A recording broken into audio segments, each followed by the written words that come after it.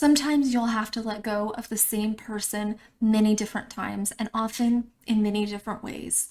Hello everyone, thanks so much for joining me here today. If you're new, I'm Amanda. Welcome to the channel where we are all about shattering mental health stigma. If you haven't already, please make sure you make sweet, sweet love to that subscribe button. Give the bell a few kisses so you're not missing any of this content designed to help you with your mental health or help you help someone else. Today I'm going to be reacting to Glimpse of Us by Joji, who is an artist that I am not familiar with at all. I actually don't even know if this is a solo artist or a group, but I really like going in blind. I like the surprise. I like just having no idea what I'm getting myself into. But before we jump into the reaction, I want to thank the sponsor of today's video, BetterHelp. Now, I've been receiving some comments and messages about my sponsorship with BetterHelp. And I just want to say that I don't accept sponsorships with products or companies that I don't personally agree with or that don't align with the mission of this channel. Even though I looked into them before agreeing to work with them and I'd used them myself personally, I decided to pause my sponsorship with them to dive deeper after receiving this feedback. I spoke with current and previous therapists and I spoke with current and previous clients, and while there were unsatisfied people in both groups, the response was overwhelmingly positive. I even had a lawyer friend look over the terms and conditions and the privacy policy for BetterHelp, and he said that he didn't see anything concerning. I know there was some controversy years ago, but I couldn't find a single thing that led me to believe that there were any current concerns with BetterHelp. BetterHelp has matched many people here in the Mental Amanda community with a licensed professional therapist that has helped them on their mental health journey. And I had a wonderful experience with a therapist who helped me with some stuck points in regard to some trauma that I was experiencing. I just want you to know that I hear your concerns. I'm very selective about the sponsors that I work with, and I've turned many down. But I found BetterHelp to be an excellent resource for many people, myself included. For those of you that still have questions or concerns, you can visit the frequently asked questions page that I will be linking in the description below to learn more. If you'd like to receive 10% off your first month of professional therapy, please go to betterhelp.com/Amanda Webster. That's betterhelp.com/Amanda Webster. Thanks again, BetterHelp, for sponsoring this video. Now let's get on to the reaction, Glimpse of Us by Joji.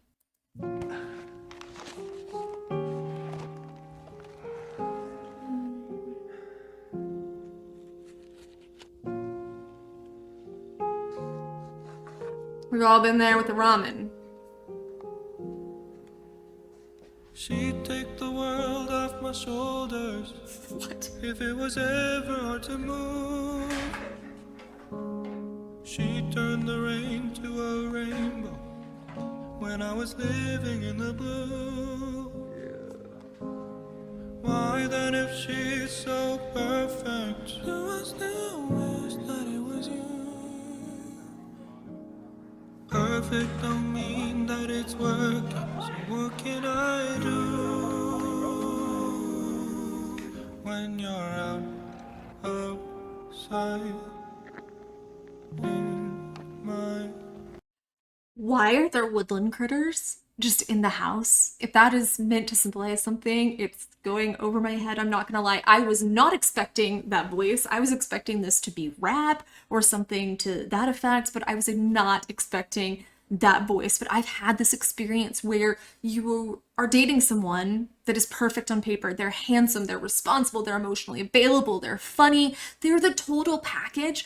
I just simply didn't feel the chemistry, or I was still hung up on an ex. I was still emotionally committed to someone else. And I think that these lyrics convey the idea that even a perfect relationship might not be fulfilling if it lacks emotional connection or the unique bond that he obviously experienced with a former lover. And I think that this is a perfect reminder that a relationship not working out might not necessarily have anything to do with us as a person. We might be amazing, we might be awesome, but that doesn't mean that there's going to be a spark. Watch out. 'Cause sometimes I look in her eyes, and that's where I find my hopes alone. And I try to fall for her touch, but I'm thinking of the way you are.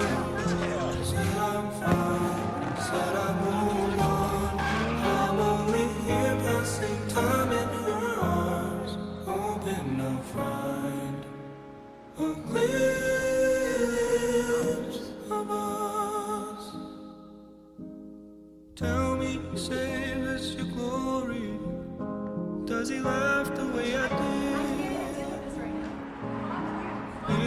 a part of your story, one that I had never lived.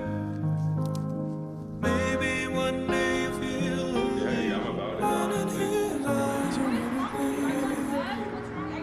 everything. Maybe you'll start slipping slowly, find me again when you're out outside. You look like a clown. I'm done. Let me rewind there so I don't miss that transition. This is a little overstimulating between the visual and this message. It's a bit overstimulating, but I feel like it's meant to be that way. And I feel like it is representing that self-destruction, that self-deprecation, that we just can't love ourselves if this other person doesn't love us. And we kind of self-destruct. We can get into that very self-destructive mode, and it can be very frustrating when we can't connect with someone that's right in front of us that we know is a good person, that we know could be good for us, but we're just not feeling it. And I feel like he's expressing the inner turmoil of trying to be present with his current partner while being haunted by this past relationship. And I think a big contributor to this is trying to jump into a relationship either because you don't want to be alone, or because you're trying to force yourself to get over an ex, or even worse, because you're trying to make an ex jealous. I know, we've all done it, but I think at this stage in my life, I've learned it's really important after a breakup to take time to process. Have your pity party, mourn the loss. That's totally normal. That's totally healthy for a while, but don't try to force something else until you are truly ready. Otherwise, you're going to be like him, or like teenage Amanda, staring wistfully out the window, hoping that your ex is looking at the same cloud as you, or self-destructing and falling into deviant behavior, be it internal where you're kind of self-imploding, or external where you're acting out like this. Cause sometimes I look in your eyes, and that's where I find a glimpse of us. Turn that thing And up. I try to fall for your touch, but I'm thinking of the way you are. Said I'm fine, said I moved on. I'm only here passing time in her arms, hoping I'll find a glimpse.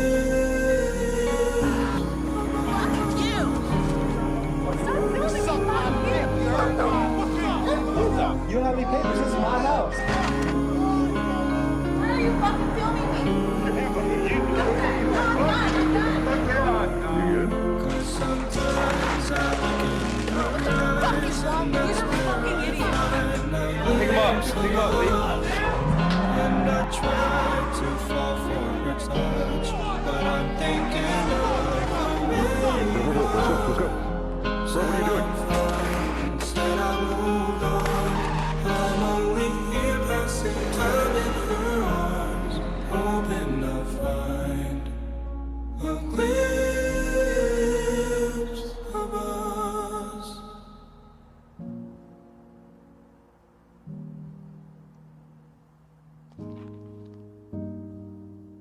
And there's the deer.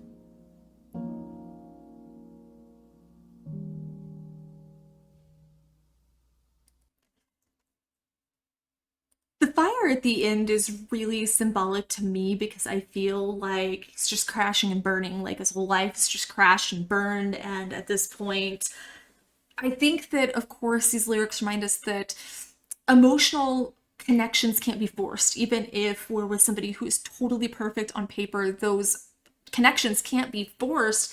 And this also underscores the importance of allowing oneself time to heal and genuinely move on from a relationship before getting into a new one. Otherwise, you're gonna act out one way or another. Sometimes it's gonna be subtle things, like you're just gonna whack all your hair off and dye it some wild color. You could engage in criminal behavior, you might fall into addiction. But if you don't properly allow yourself time to grieve, time to work through those emotions, it's going to come out in one unhealthy manner or another. It's important to be building on your skill set during this time. Rushing into a new relationship as a distraction to fill a void a distraction or to fill a void can lead to lingering feelings for an ex, which really isn't fair to a new partner, and it's not going to lead to a happy, healthy relationship because you're still wrapped up on this other person.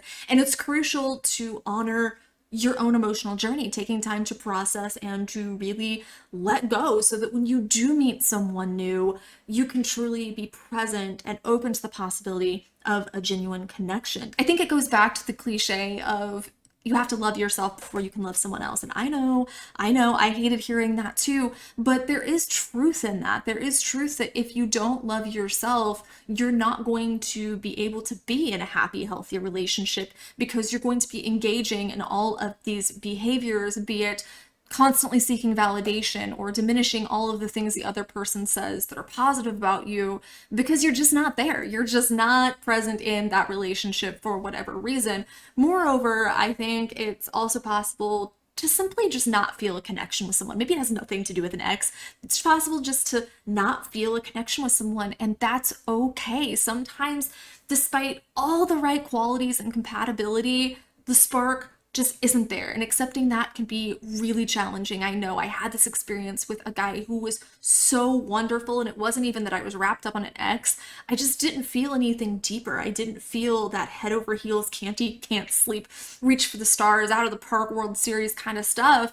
But I think that it's important to recognize that it doesn't diminish the value of either person involved. It doesn't diminish your value and it doesn't diminish theirs. It doesn't mean that they're not a good person, they're not gonna be great for somebody. It doesn't mean that you're not a good person, that you're not gonna find somebody that you really vibe with, that you really connect with. It's gonna make you really happy. And understanding and respecting the absence of a connection is a crucial step toward finding a relationship that truly resonates with us on a deeper emotional level, because we deserve that. We deserve that happy, healthy relationship. We don't deserve to live complacently ever after or worse. Thank you for introducing me to yet another new artist. I think his voice had a very unique charm to it. It had almost a siren-like draw to it. I felt myself having to close my eyes there for a couple seconds just to really lean into the voice and lean into the music itself, because like I said, I was getting a little overstimulated with everything going on in the video, but I think it was a really good portrayal